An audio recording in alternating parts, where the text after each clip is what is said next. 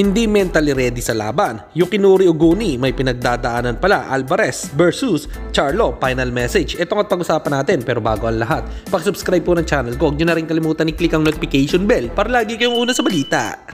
Laban ang aasahan, balita sa mga pambato na isasalang, pasabog na video, lahat yan nandito. Nino Cruz TV ang iyong paborito. Pag-usapan nga po natin mga kaboxing ang pahayag ni Yukinori Oguni na makakalaban ni Cuadro Alas. Ayon sa kanya ay hindi daw di umano siya mentally ready sa laban niya kay Casimiro.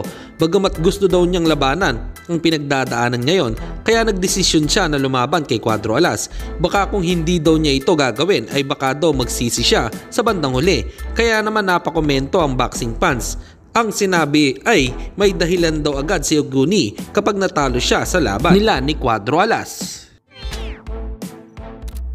At samantalang puspuso naman ang pag-iensayo ni Francis Ngannou sa papalapit nitong laban kontra kay Tyson Fury.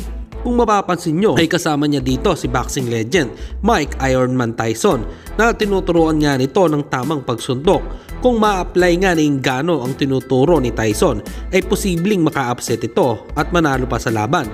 Malakas nang sumuntok ito kaya pag nakatama ng solido ay sure na may babaksak.